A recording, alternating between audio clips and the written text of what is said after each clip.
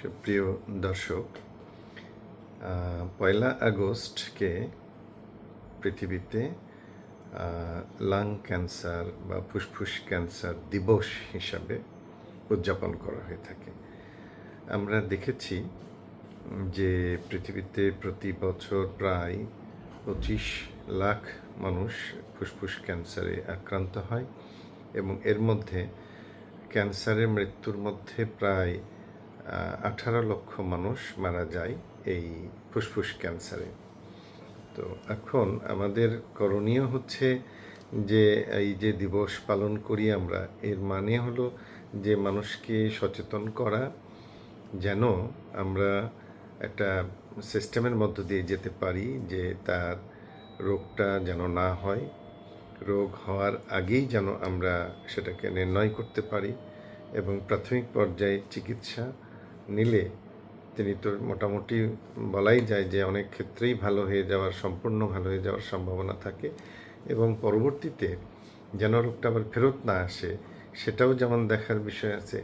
আবার কিছু পুনর্বাসন সংক্রান্ত রিহ্যাবিলিটেশন কিছু ইস্যু আছে, সেগুলো নিয়েও যেন আমরা সচেতন থাকতে পারি। এইগুলো আমরা কিভাবে করব সেটার একটা বিস্তারিত কার্যক্রম তৈরি করা, মানুষকে সচেতন করা, সরকারি বেসরকারিভাবে এই জনসচেতনতামূলক কার্যক্রমগুলো চালু করা।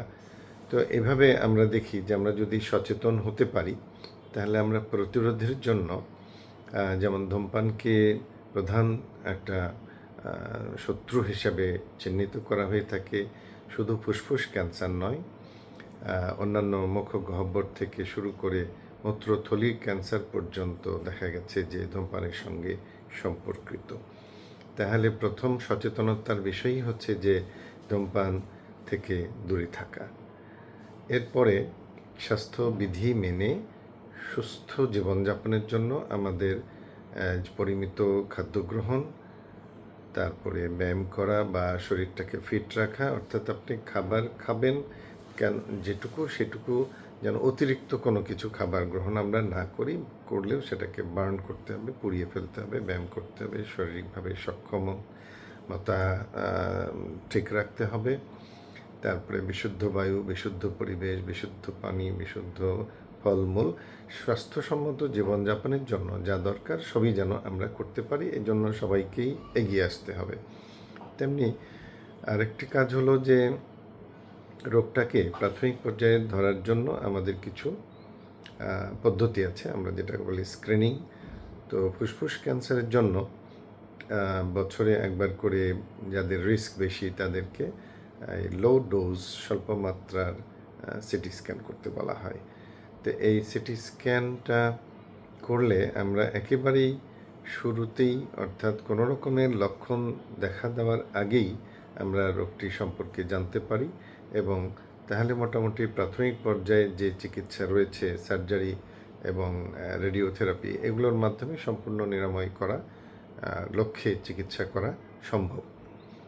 এছাড়াও অনেক ক্ষেত্রে দেখা গেছে যে রোগটি ফুসফুসের এমন একটি জায়গায় হয়েছে যে সেটি আগেই কোনো লক্ষণ দিচ্ছে না, কিন্তু যথেষ্ট পরিমাণে বড় হয়ে গেছে। তখন এটি শ্বাসনালীকে আক্রান্ত করে বা রক্তনালীকে আক্রান্ত করে, তখন আমাদের কাশি এবং শ্বাসকষ্ট, সেই সঙ্গে ব্যথা এবং সেই সঙ্গে কাশির সঙ্গে রক্ত আসতে পারে। এই বিষয়গুলো অনেক ক্ষেত্রেই লেট স্টেজে ধরা পড়ে, সেটি আমরা আগেই ধরা পড়তে পারবো, এমনকি স্টেজ 2-3তেও সম্পূর্ণ লক্ষণ দেখা নাও যেতে পারে। তো এইভাবে আমরা যদি এগিয়ে আসতে পারি, মানুষকে সচেতন করতে পারি, তাহলে কিন্তু ট্রিটমেন্ট করে মানুষ ভালো থাকবে। এইভাবেই সবাইকে, চিকিৎসক থেকে শুরু করে স্বাস্থ্যকর্মী এবং সাধারণ মানুষ, সবাইকে এগিয়ে আসতে হবে, সরকারি বেসরকারি সব পর্যায় থেকে। এবং শিক্ষাক্রমে স্কুলের শিক্ষাসূচিতে ক্যান্সার এবং কতগুলো যে জটিল অসুখ বা নন কমিউনিকেবল ডিজিজ রয়েছে, এগুলো সম্পর্কে সচেতনতামূলক অধ্যায় যুক্ত করতে হবে বলে আমি মনে করি। সবাইকে ধন্যবাদ। ভালো থাকুন, সুস্থ থাকুন।